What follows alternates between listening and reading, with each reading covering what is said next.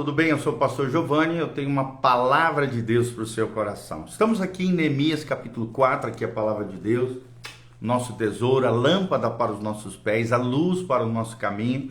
Estamos aqui em Neemias 4, de 1 até o 6. Vamos ler um lindo trecho da palavra de Deus, onde Neemias enfrenta Sanbalat e Tobias, a sua zombaria, as suas perturbações, a fim de que o povo de Israel não reconstruísse os muros de Jerusalém. Então vamos ler esse trecho da palavra de Deus. Abra o seu coração, deixa Deus falar com você. Neemias 4, versículo 1. A Bíblia Sagrada diz: tendo Sanbalá, ouvindo que edificávamos o muro, ardeu em ira e se indignou muito, e escarneceu dos judeus.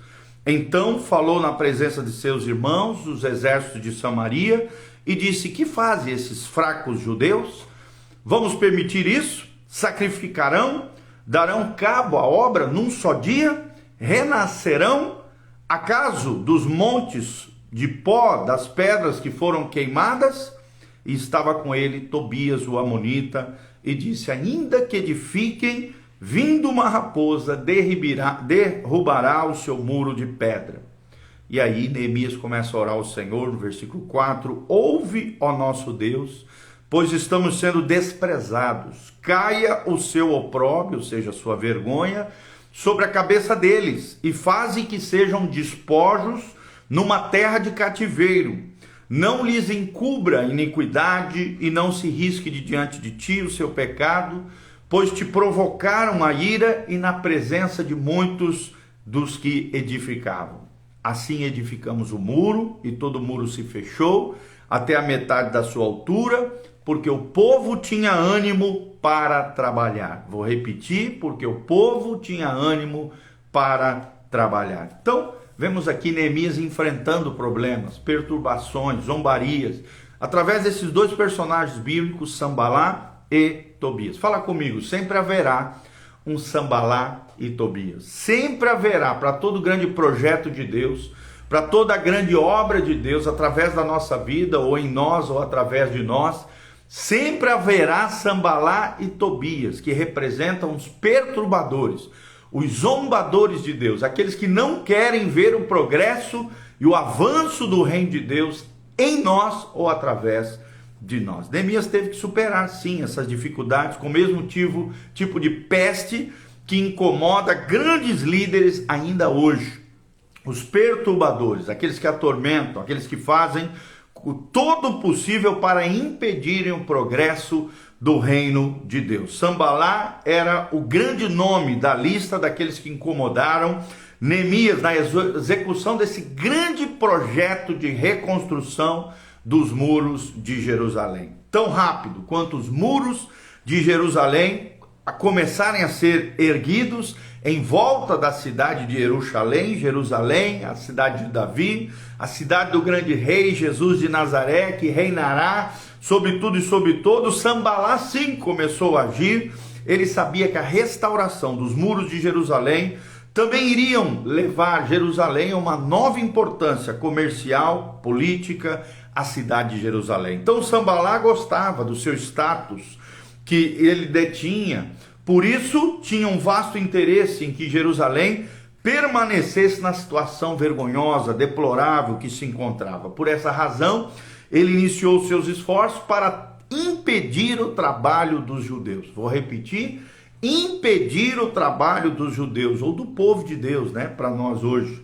Ele primeiramente tentou impedir as obras de reconstrução, usando a zombaria, ridicularizando os judeus que estavam ali ao seu redor. E com isso, graças a Deus, graças a Neemias, Esdras, Zorobabel, os principais cabeças de Israel, sendo ele um líder capaz, embora mal, reorganizou suas estratégias, mas graças a Deus não foram efetivas, porque a sua nova tática de criar medo, ciladas e manobras políticas não funcionaram, porque líderes sábios, líderes com discernimento, líderes conectados com o coração de Deus estavam à frente do povo de Israel: Zorobabel, Esdras e Neemias. Zorobabel na primeira leva daqueles que voltaram do cativeiro.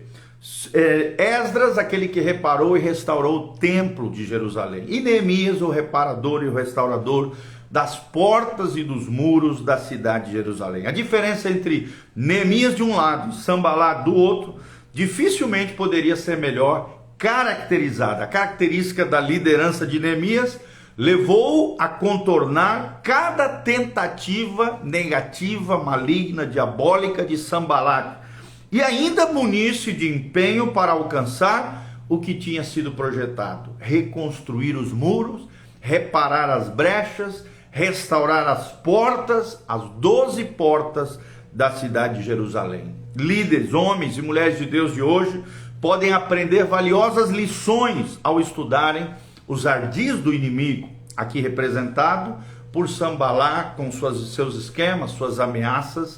Em primeiro lugar, nós podemos aprender as seguintes lições: esteja preparado para perturbações. Vou repetir: esteja preparado para perturbações. Sempre haverão perturbadores se infiltrando no nosso meio para de alguma maneira tentar impedir o avanço do reino de Deus. Segundo lugar, não permita que o seu projeto deixe de andar por causa desse tipo de gente. Não permita que o seu projeto deixe de andar por causa dessas pessoas.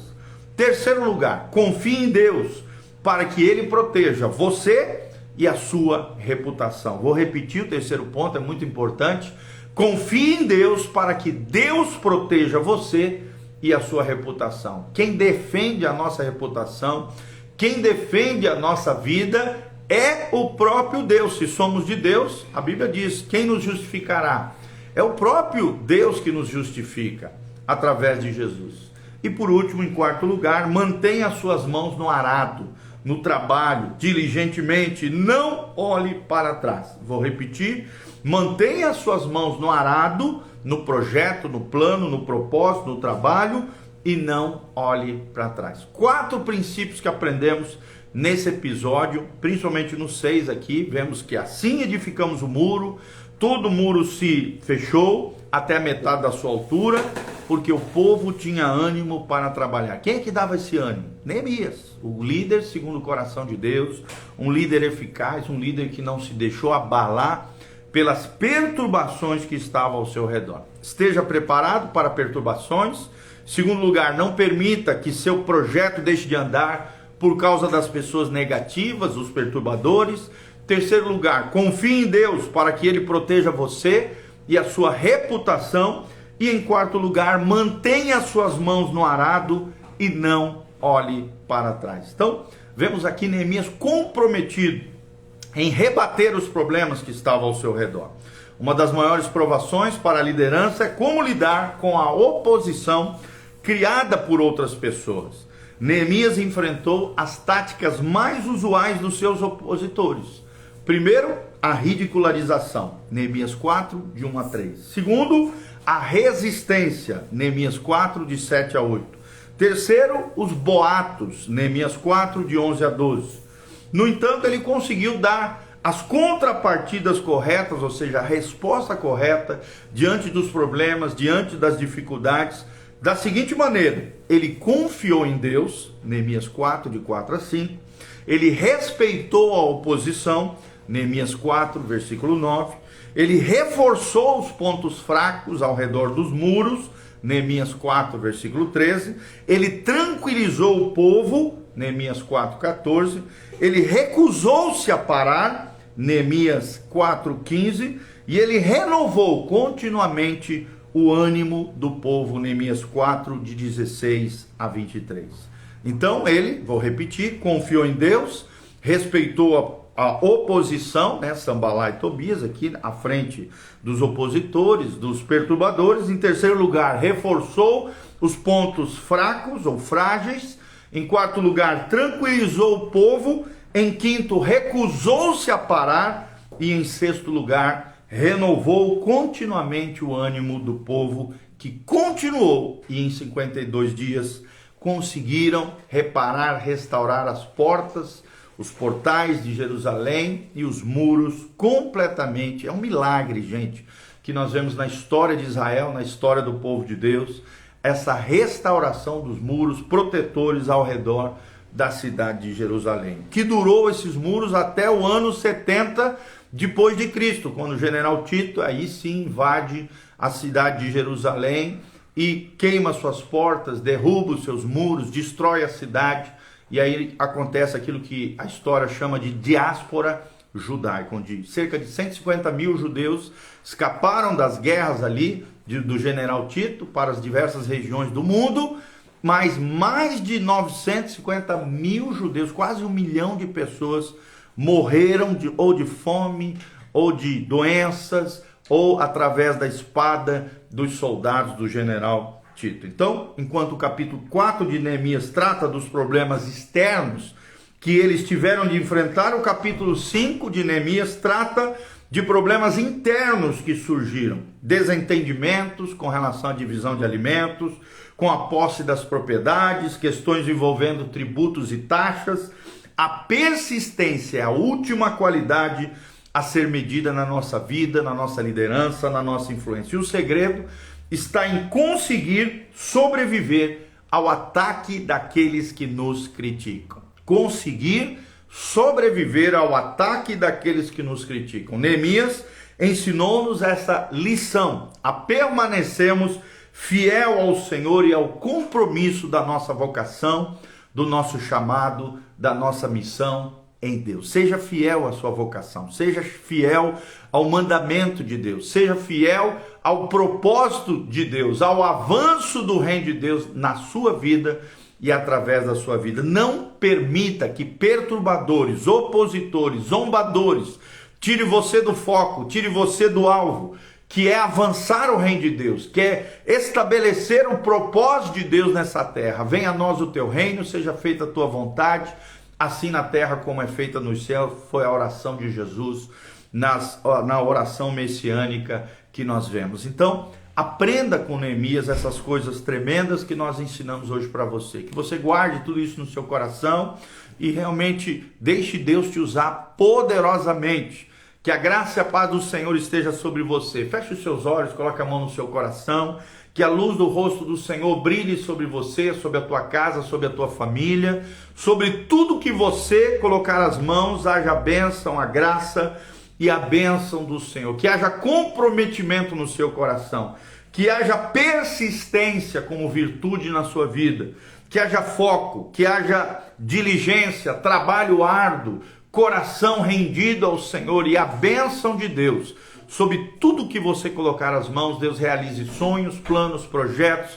Deus te prospere, Deus te vivifique, Deus te alinhe com o céu, Deus te liberte, te cure, te restaure e te use poderosamente no reino de Deus, para a glória de Deus, para o louvor e glória do nome do Senhor. Amém? Aqui no link de descrição tem todas as informações do nosso ministério, de como você pode contribuir, de como você pode nos conhecer, o nosso ministério, a nossa igreja, horário de culto, as nossas mídias sociais. Não esqueça de dar um joinha, não esqueça de deixar seus comentários.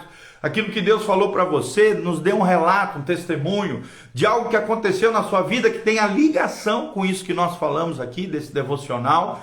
Sim, querido, persevere, consiga, enfrente, seja resiliente, que Deus te capacite a vencer todos os inimigos da sua alma e do seu coração e ao seu redor, que o Senhor estabeleça a sua vitória na sua vida, que a graça e a paz de Jesus venha sobre nós. Quero deixar um convite nesse domingo às 9 horas da manhã, teremos o profeta Luiz Lopes, lá da Venezuela. Ele tem um ministério tremendo na cidade de Encarnação, no Paraguai. Profeta Luiz Lopes estará conosco, Igreja Casa na Rocha, Dr. Camargo, 4555, aqui no centro de Umuarama, pertinho da Aviação Umuarama, em frente ao Unitron, do lado do Escritório Perfeito. Estamos aqui domingo às 9 horas e às 19 horas teremos 2 cultos, mas somente pela manhã às 9 horas teremos o profeta Luiz Lopes ministrando para nós uma palavra abençoada. Um profeta tremendo de Deus estará conosco. Não perca, domingo às 9 horas da manhã na Igreja Casa na Rocha. Deus te abençoe, a graça e a paz do Senhor. Um abraço a Nila Flores, a Débora Alves Monteiro, todos os nossos amados irmãos estão aqui conosco, a Andréia Paiva Oliveira, a Maida, que sempre está aqui conectada conosco, a Raquelzinha também. Deus abençoe, a Jaque também sempre está aqui. Deus vos abençoe em nome de Jesus. Que a graça e a paz do Senhor esteja sobre todos nós. Um grande abração, beijando o pastor Giovanni. Deus vos abençoe. Amém.